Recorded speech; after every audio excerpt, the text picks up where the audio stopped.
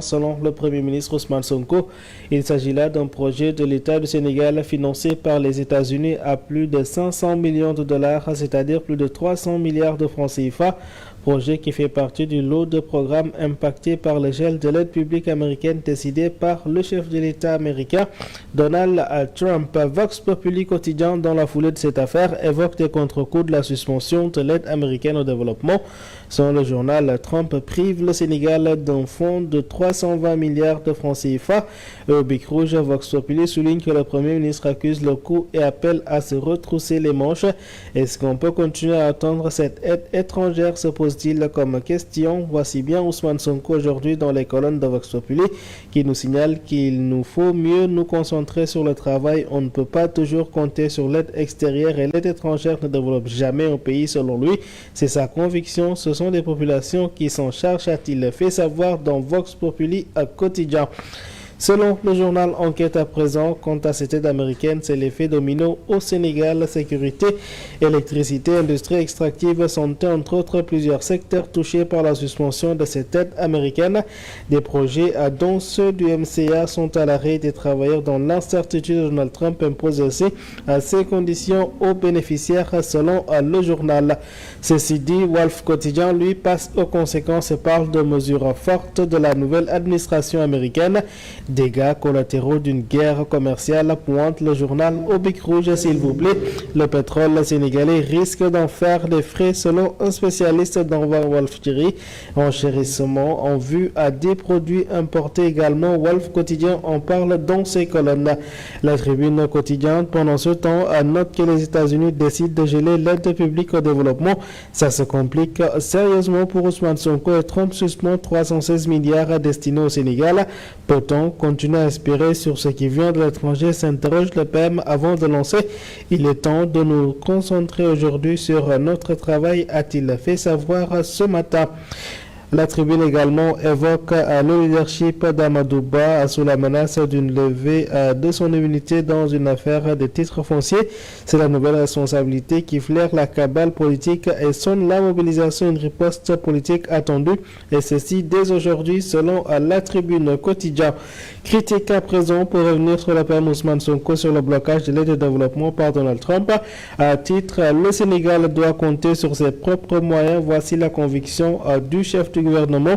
Même si la décision de Trump de suspendre l'aide au développement des États-Unis va impacter un programme d'électrification de plus de 500 millions de dollars, soit plus de 316 milliards, cela laisse de marbre le Premier ministre à face touré dans le département de Kébémer pour le lancement officiel des travaux de la phase 2 du projet d'approvisionnement en eau potable en milieu rural.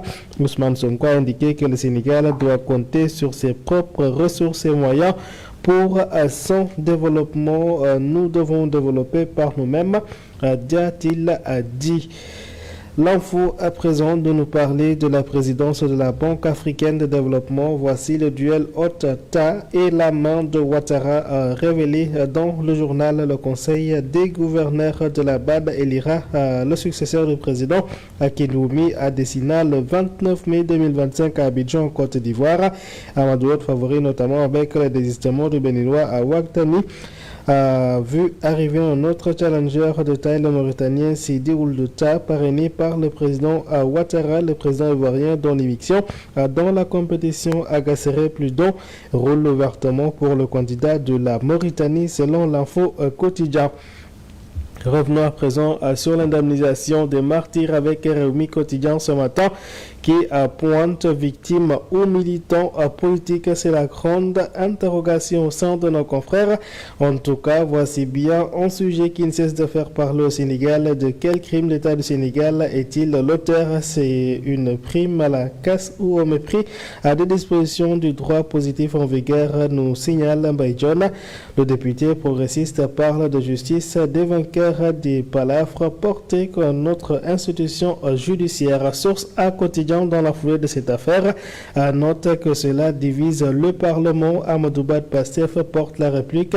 Mbaye-John, selon lui, bien sûr, il n'est pas à l'heure de parler de certaines questions où ils sont ignorants, où c'est inquiétant pour leur stature carrière politique, où ils sont malhonnêtes et cela montre qu'ils ne méritent pas le statut d'homme d'État.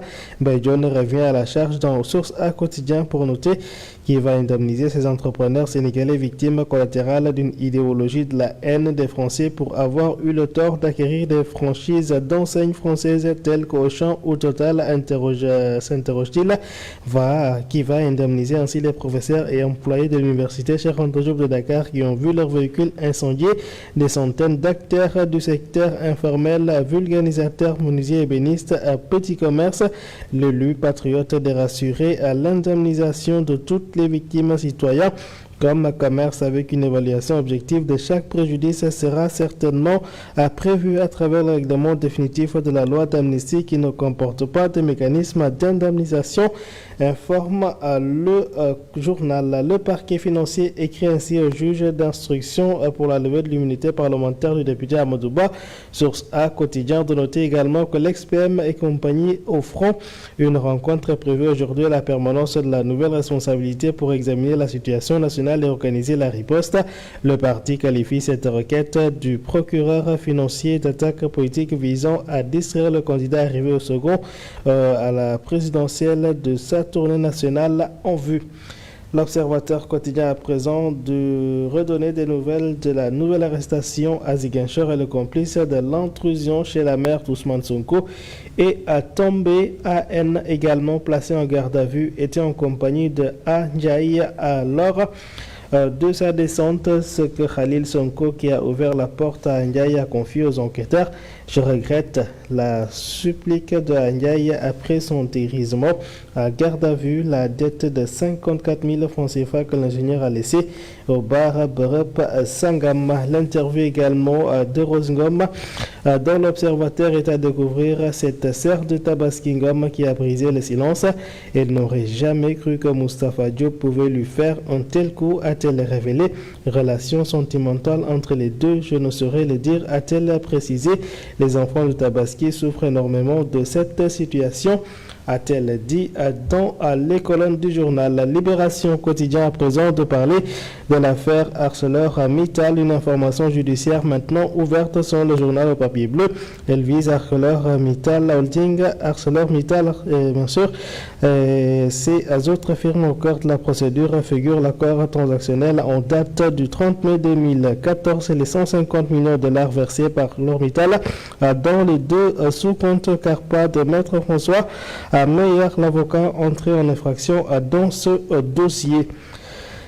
Record quotidien à présent pour parler de sport et voici à la Ligue 1 sénégalaise tombant l'Union sportive de Ouakam en clôture de la 13e journée de Ligue 1. Les Girafes a réalisé une très belle opération. Le club de la Médina ne compte plus que 3 points de retard sur le leader Corée qui à samedi n'avait pu battre le Casasport et à le fauteuil de leader des insulaires est plus que jamais menacé car les Girafes ont encore un match en retard à disputer le 12 février prochain. Ce sera un derby face à Guédiawaye. Mesdames et messieurs, voilà donc qui met un terme à ce tour d'horizon de la presse écrite de ce mardi. À toutes et à tous, une très bonne lecture. Restez bien sûr scotchés sur nos antennes puisque l'actualité est en continu. Tout juste après moi, vous aurez Kadior Sissé pour la revue web.